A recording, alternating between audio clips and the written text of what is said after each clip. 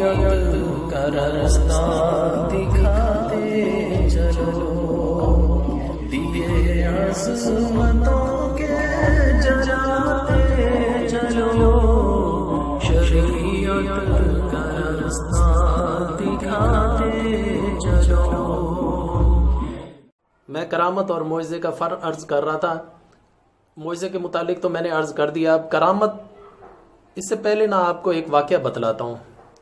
یہ واقعہ میں نے تفسیر کبیر جلد نمبر 5 میں بھی پڑھا تھا اور ازالۃ الخفا میں بھی پڑھا تھا۔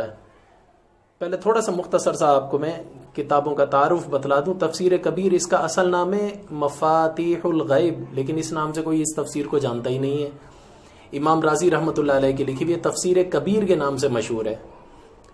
امام رازی رحمۃ اللہ علیہ خود چونکہ شافعی المسلک تھے، اس وجہ سے زیادہ تر جتنے مسائل کا استنباط کیا گیا ہے وہ شافعی مسلک کے مطابق کیا گیا ہے۔ البتہ اس میں باطل فرقوں کا رد بڑا لاجواب ہے۔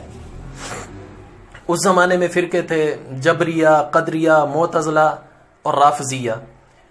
3 باطل فرقے تو مٹ گئے، اب صرف ایک رافضی باقی بچے ہیں۔ انشاءاللہ وہ بھی مٹ جائیں گے، کیونکہ قرآن مجید کا اصول ہے جاء الحق وزہق الباطل ان الباطل کان زہوقا، جب حق آتا ہے تو باطل بھاگ جاتا ہے۔ وہ 3 فرقے تو بھاگ گئے ہیں۔ آج کل دنیا کے اندر نہ معتزلہ پائے جاتے ہیں، نہ جبریہ، نہ قدریہ۔ ہاں البتہ رافضیہ ہیں، انشاءاللہ حق ہے ان کے مقابلے میں، یہ بھی انشاءاللہ بھاگ جائے گا۔ خیر، انہوں نے، امام رازی رحمۃ اللہ علیہ نے پوری کی پوری تفسیر خود لکھی ہے سورہ فتح مکمل کرنے تک۔ سورہ فتح مکمل ہوئی ہے تو امام رازی کا انتقال ہو گیا۔ باقی جو تفسیر ہے، بقایا جو صورتیں ہیں، وہ تفسیر ہے قاضی شہاب الدین بن خلیل الخولی الدمشقی رحمۃ اللہ علیہ کی لکھی ہوئی۔ بہرحال اس کو تفسیر کبیر کے نام سے جانا جاتا ہے۔ اور دوسرا میں نے کتاب کا نام لیا ازالۃ الخفا۔ یہ میں خارجی باتیں سبق سے ہٹ کر اس وجہ سے عرض کرتا ہوں، اس سے بڑا فائدہ ہوتا ہے۔ آدھا علم تمہیں جو کتابوں سے ملے گا، آدھا جو ہے نا یہ خارجی مطالعے سے اور خارجی معلومات سے حاصل ہوگا۔ تو اس وجہ سے یہ بات بڑی توجہ سے سنا کرو۔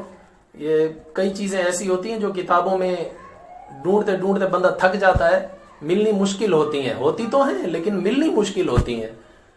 تو میں ازالۃ الخفا حضرت شاہ ولی اللہ محدث دہلوی رحمۃ اللہ علیہ کی لکھی ہوئی ہے، 4 جلدوں میں، بڑی لاجواب کتاب ہے۔ میرے پاس ہے فارسی زبان میں، تو اردو ترجمہ تو اب تک ہوا نہیں ہے۔ سنا ہے کہ غالباً 3ری جلد کا اردو ترجمہ، نہیں 4تھی جلد کا اردو ترجمہ ہو چکا ہے۔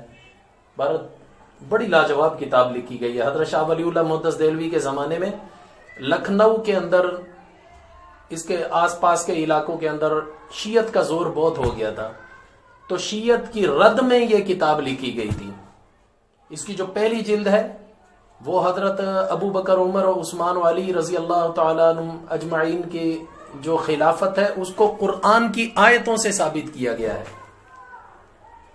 اور دوسری جلد اس میں خلافت راشدہ کو احادیث نبویہ سے ثابت کیا گیا، یعنی ترتیب کے پہلے خلیفہ ابو بکر ہیں، دوسرے عمر ہیں، تیسرے عثمان ہیں، چوتھے علی المرتضیٰ رضوان اللہ تعالی علیہم اجمعین۔ یہ جو ترتیب ہے نا خلافت کی، یہ احادیث نبویہ سے ثابت کی گئی ہے دوسری جلد میں۔ اور تیسری جلد میں حضرت عمر رضی اللہ تعالیٰ عنہ کے فیصلے ہیں، جو انہوں نے اپنی خلافت کے اندر جو فیصلے وغیرہ قائم کرتے تھے، بڑی لاجواب، کیونکہ اصل مقصد اس کتاب کے لکھنے کا شاہ ولی اللہ کا اسلامی خلافت کو قائم کرنا اور اس کے لیے نظام بنانا۔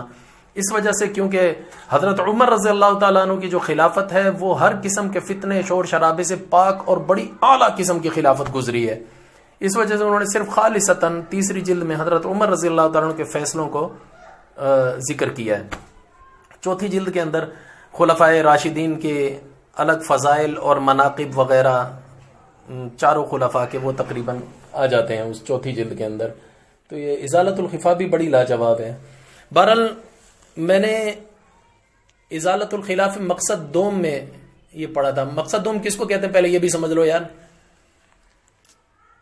ازالۃ الخفا عن خلافت راشدہ، اس کے جو ہے نا 4 جلدیں، پہلی 2 جلدوں کو مقصد اول کہا جاتا ہے، اور دوسری جو 2 جلدیں ہیں ان کو مقصد دوم یا مقصد ثانی بھی کہا جاتا ہے۔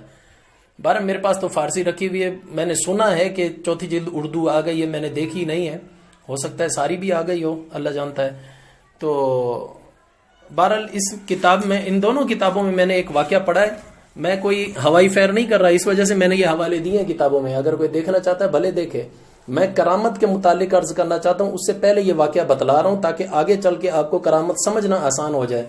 کرامت کسے کہتے ہیں؟ خرق عادت بات، یعنی وہ بات جو عقل تسلیم ہی نہ کرے لیکن وہ رونما ہو جائے. جیسے مثال کے طور پر ان دونوں کتابوں میں یہ واقعہ موجود ہے کہ روم کے بادشاہ نے ایک اجمی کافر کو مدینہ منورہ بھیجا.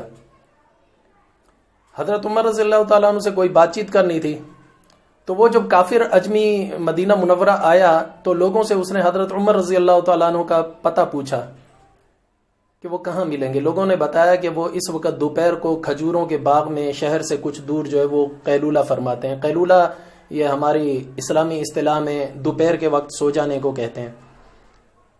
تو لوگوں نے بتایا کہ وہاں پر آپ کو کھجوروں کے باغ میں ہی مل جائیں گے. تو یہ اجمی کافر ڈھونڈتے ڈھونڈتے حضرت عمر رضی اللہ تعالیٰ عنہ کے پاس پہنچ ہی گیا. جب یہ وہاں پہنچا تو اس نے دیکھا کہ حضرت عمر رضی اللہ تعالیٰ عنہ نے اپنا چمڑے کا درہ اپنے سر کے نیچے رکھا ہوا ہے اور گہری نیند ایک درخت کے نیچے زمین پر سوئے ہوئے ہیں. اجمی کافر نے سوچا کہ یہ موقع تو بہت اچھا ہے، بجائے اس کے ان کو جگا کر بات کی جائے، آج ان کا قصہ ہی تمام کر دیتا ہوں. تو اس اجمی کافر نے اس ارادے سے تلوار کو نیام سے نکالا کہ حضرت عمر رضی اللہ تعالیٰ عنہ کو قتل کر کے میں بھاگ جاؤں. لیکن وہ جیسے ہی آگے بڑھا تو اچانک ہی اس نے دیکھا کہ حضرت عمر رضی اللہ تعالیٰ عنہ کے قدموں کی طرف سے 2 شیر منہ پھاڑے ہوئے اس پر حملہ کرنے کے لیے آگے بڑھے. یہ جب اس نے خوفناک منظر دیکھا تو وہ خوف اور دہشت کی وجہ سے بلبلا اٹھا، چیخنے لگا. تو اس کے چیخ کی آواز سن کر امیر المومنین حضرت عمر رضی اللہ تعالیٰ عنہ بیدار ہو گئے اور یہ دیکھا کہ اجمی کافر ننگی تلوار ہاتھ میں لیے ہوئے تھر تھر کانپ رہا ہے. تو حضرت عمر رضی اللہ تعالیٰ عنہ اس کی چیخ و پکار اور اس دہشت اور خوف زدہ ہونے کا سبب اس سے پوچھا تو اس نے سچ سچ سارا واقعہ بتا دیا اور پھر بلند آواز سے کلمہ پڑھ کر اسلام لے آیا، مسلمان ہو گیا. تو امیر المومنین حضرت عمر رضی اللہ تعالیٰ عنہ نے بہرحال اس کے ساتھ بہت اچھا مشفقانہ برتاؤ کیا اور اس کے قصور کو معاف بھی کر دیا. یہ کرامت دیکھو نا. اب قدموں سے شیر کا رونما ہو جانا عقل مانتی ہے؟ اس کو نہیں مانتی. تو یہ اچانک خرق عادت واقعہ جو عام مسلمان کے ہاتھ پر ظاہر ہو، نیک آدمی کے ہاتھ پر ظاہر ہو، اس کو کہتے ہیں کرامت. میں بات یہ کر رہا تھا کہ جو معجزہ ہے وہ قطعی ہوتا ہے، وہ اعتقاد قطعی کا فائدہ دیتا ہے. جو کرامت ہوتی ہے وہ ظنی ہوتی ہے، اعتقاد ظنی کا فائدہ دیتی ہے. اب اعتقاد قطعی کیا ہے؟ اعتقاد